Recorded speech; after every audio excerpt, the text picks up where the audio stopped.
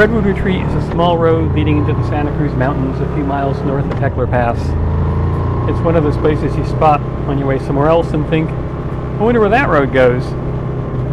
Today seemed like a good day to find out. It was a good day to explore. Members of my tribe have been told that adversity builds character and want nothing to do with this concept. There was also no traffic. Perhaps all the drivers were waiting for some adversity. This lower stretch of Redwood Road runs past ranches and vineyards, two things that just go together. You imagine those old cowboys sitting around the campfire at the end of the day, sharing a bottle of wine. Hey, Butch, pass me some more of that Pinot Noir. Sure thing, Tex. And try a glass of this here Merlot. You'll find it fruity, with a light body, silky tannins, and a delicate hint of oak. But I digress. This road has some nice winding turns through the trees. The world-famous Redwood Retreat tourist trophy race is held here every year, in some alternate universe that's entirely different from our own.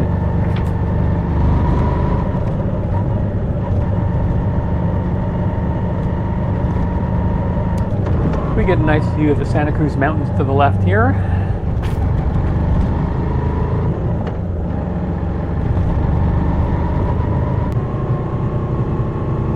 Eventually we lose a lane, but hey, who needed it? Lanes are for vehicles that have width.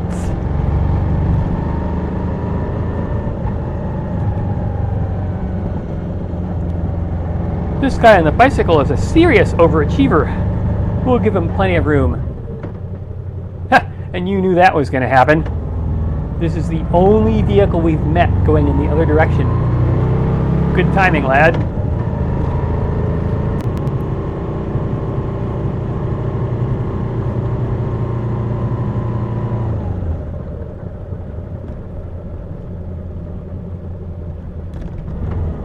Here, have a bridge. We're giving them away.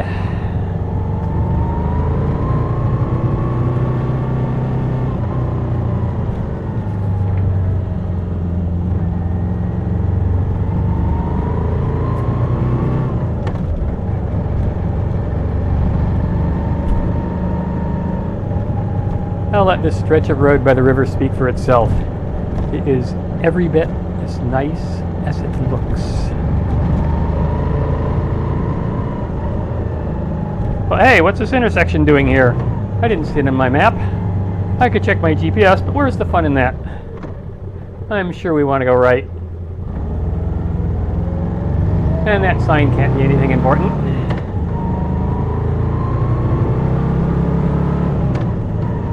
We pass more ranches and vineyards. Notice that vineyard on the right.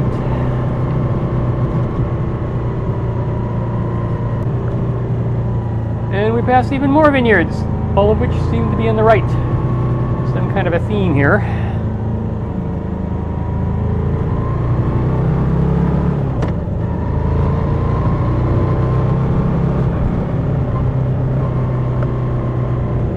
And a few miles past the intersection, I spotted a clue, something other less attentive riders might have missed, that this might not have been the direction I wanted to go. I'd also guess, once again, the evidence is subtle, requiring great skill to detect, that there might just possibly be a winery around here. Oh well, back the way we came.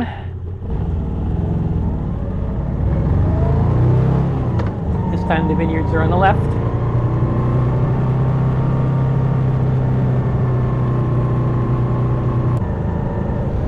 According to the sign coming up, this is the intersection with Mount Madonna Road. I didn't think that was until the other side of the Santa Cruz Mountains, but hey, maybe they moved it while I wasn't looking. And it's not as if we have any other alternatives. So let's check this road out. Mount Madonna is named after the famous singer and actress from the 80s, noted for hits such as Material Throttle, Don't Cry for Me Moto Guzzi, and Like a V-Twin. Or perhaps it isn't. Perhaps it's named after some entirely different person. This is a road that simply fails to scream sport bike, with short sight lines and a surface best described as rustic. But it's too civilized for a full-on dual sport. It's the sort of thing the Guzzi was made for. They probably have roads just like this near Mondello dell'Ario, though I imagine all their signs are in Italian. The road surface gets a bit more rustic as you climb. You also get some really nice views of the valley to the left. Then the road turns to gravel. Who ordered that? That wasn't on the map. Gotta check this out. It isn't the most challenging gravel on the planet. I'd give it a rating of about 2 on a scale of 1 to 100. But the problem with these rural California backwoods roads is that you never know when someone will come barreling down the other way in a Tesla or Silverado checking your cell phone. So you gotta take them slow. That wall on the right was left by some culture that vanished long before the Spaniards arrived. Nothing remains of their once mighty civilization except for these cryptic piles of stone. Were they temples? Fortifications? The palaces of kings? We may never know the answer.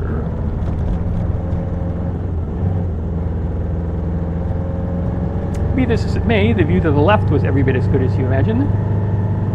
This stretch is fun.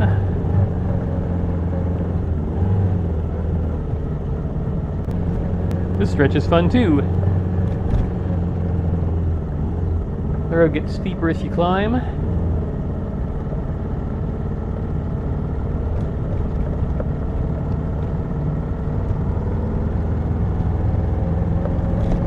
It also begins to get brighter, which suggests we're nearing the top.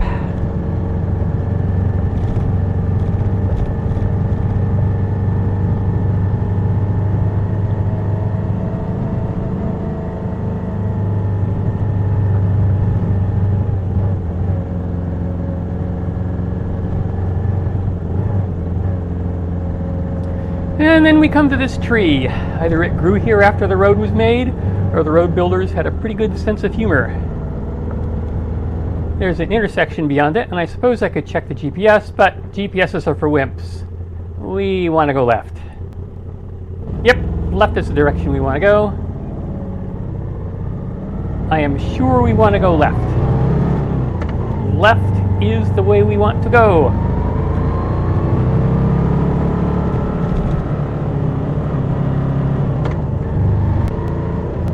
Or maybe it wasn't.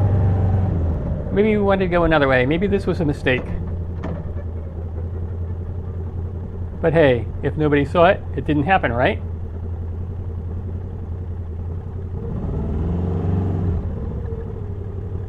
Well, back the way we came.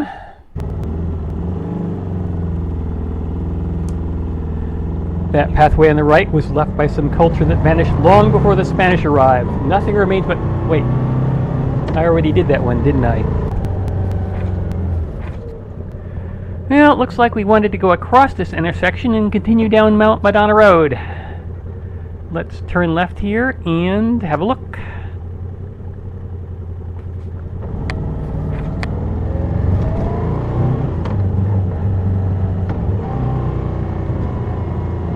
Ooh, that sign looks promising. And here's a one-lane road sign in case nobody noticed. You can imagine the following scenario. Oh, look, Harold! There's a one-lane road sign! Oh, Esmeralda, that explains what had previously been a mystery. I've been wondering why my car seemed suddenly so much wider. This road might not have been much fun on the Ducati. One lane, tight curves. One of the places they manufacture potholes for later export to poor third world nations that cannot afford potholes of their own. But this is what the Moto Guzzi was made for.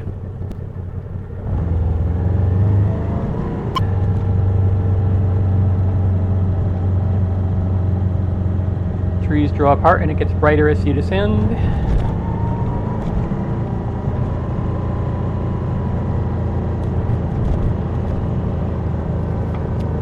You also get some great views of the north end of the Salinas Valley. This was the setting of John Steinbeck's famous novel of Motorcycles and Men.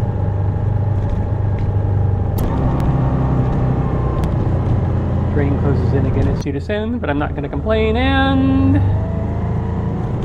at last we begin to approach an intersection I remember.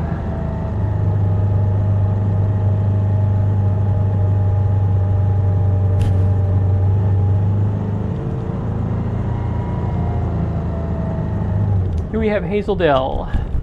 Left is boring, right is fun, so let's go right.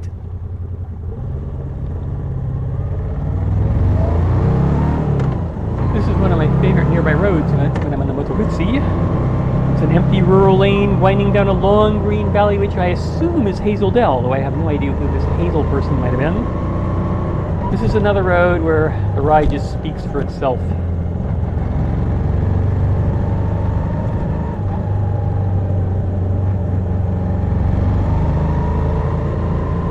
Best of all, there is no traffic. Almost no traffic. Get back in your lane. Yeah, that's a good car. Good car. Have a biscuit.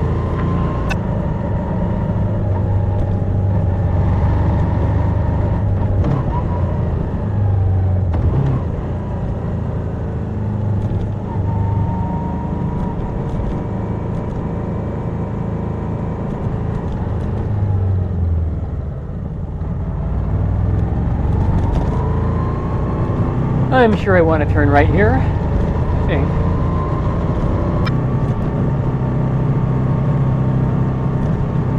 The lower stretch of Hazeldale runs right along the creek. It's the most scenic part, but it's really taken a hit from the winter storms.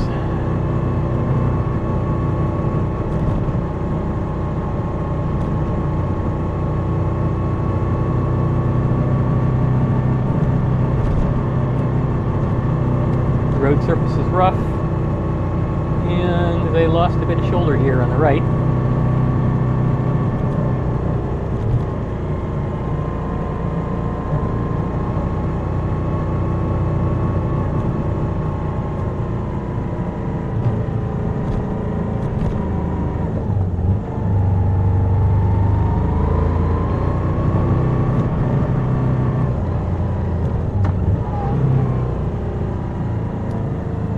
Here's a slight washout. Maybe it's not as slight as I thought. Here's another piece of cake on an Africa Twin. Ooh, a stop sign. They must be taking this one seriously. Stop and have a look.